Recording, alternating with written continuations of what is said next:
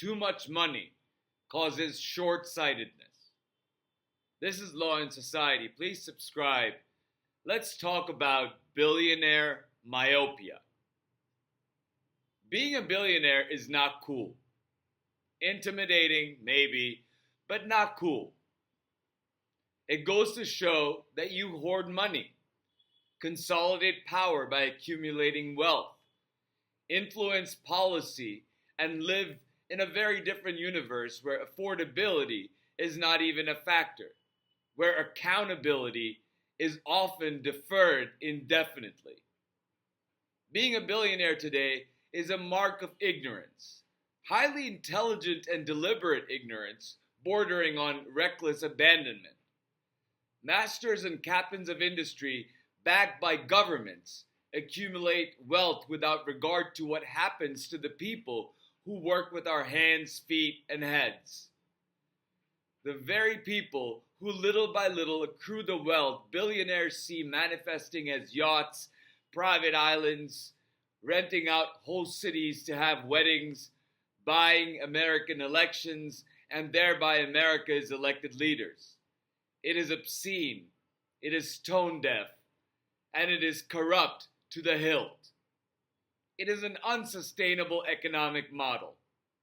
It degrades humanity and tramples on the dignity of the masses, something democratic societies have been working to build and solidify for hundreds of years. Decency and dignity for all. Equal administration of law for all. Equal opportunity for all. Yet today's America is far from an equal society. Socioeconomics has always separated us, but the disparity has never been this extreme, not even right before the French revolted against their monarchy in the late 1700s. Everything tech companies work on today originated in think tanks and laboratories across America and the world. Young engineers innovate and create better and easier ways to live our lives. But none of it would be possible without American universities, American government funding, and brilliant minds from all around the world. All of that put together gave us the internet. All of that put together gave us blockchain and AI and related upcoming new technologies. So if American taxpayers funded these programs, why should those we supported with our tax money reap all the benefits of our investment and labor? Why should CEOs make exponentially more than workers on the front lines actually producing products that companies sell? Shouldn't they have living wages, health insurance, and other benefits that make their lives easier, and by way of that, make them more productive in life and at work? Why exploit people with bare minimum wages for mediocre job performances when paying them a living wage with benefits would inspire them well enough to do their jobs properly? Doing so, simply put, would unburden a lot of worries and stresses employees face in their daily lives, whether that be childcare or elder care or health insurance or a social safety net, should they need one at some point. If those needs are met, workers worry less about themselves and their loved ones and focus more on the tasks at hand. It is therefore counterproductive and short-sighted for captains of industries to withhold wages and benefits their workers are rightfully owed. Until very recently, I respected Warren Buffett for being a conscientious businessman and philanthropist who promised to give away his vast $160 plus billion during his lifetime. He even started a foundation calling the Giving Pledge, where a number of ultra-rich people also committed to giving away their wealth in their lifetimes. But just a couple of days ago, I learned that Mr. Buffett plans on giving away his considerable fortune to the charitable foundations championed by his children. Many years ago, Mr. Buffett said that he had given his children enough money to last them their whole lives, and that they wouldn't inherit his personal fortune. But I guess what he meant was that his children would indirectly inherit his personal fortune by way of charitable foundations that they control. In a way that devalues his commitment to give his money away and the moral clarity of those charity organizations that will receive their fortunes not because of the weight of their merits and their needs, but rather because of their association in whole part with one of Warren Buffett's children. But at least Mr. Buffett is being transparent about his plans. After all, it is his money, and he can do whatever he wants with it.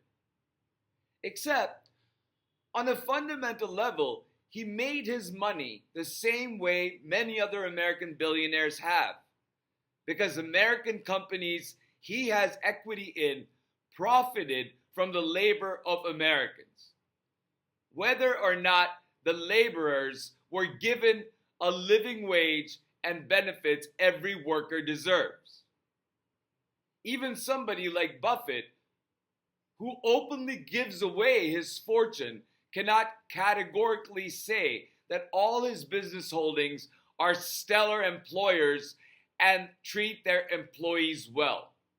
If they had, money wouldn't have accrued so disproportionately among the 0.1% while leaving millions of Americans food insecure and without basic health care.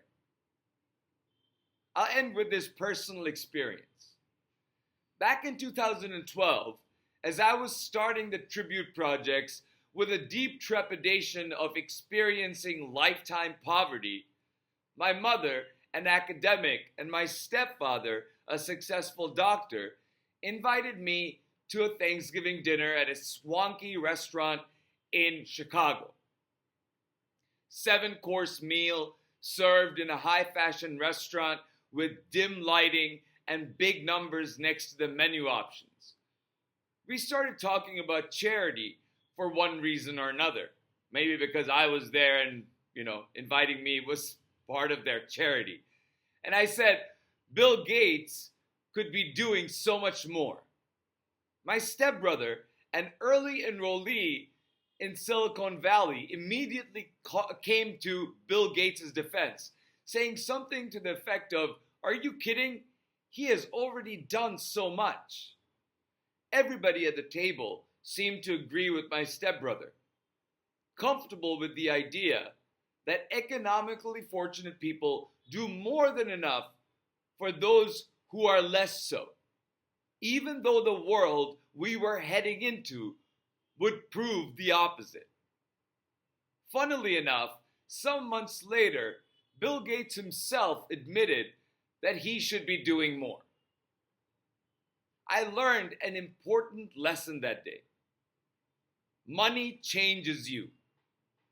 If you are sitting at one of those swanky tables in dimly lit rooms, quite possibly to blunt the shock of the big numbers on the menu cards for regular people like me, you don't need to do more for those serving you and cooking your food than you are absolutely morally obligated to do. The bill and the customary 15%. And that 15% depends on the person.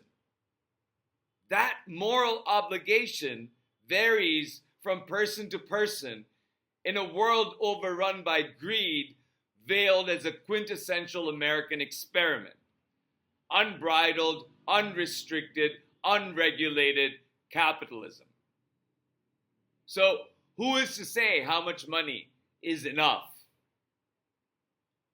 Thank you for listening. Please remember to like, share, and subscribe, and I'll talk to you soon.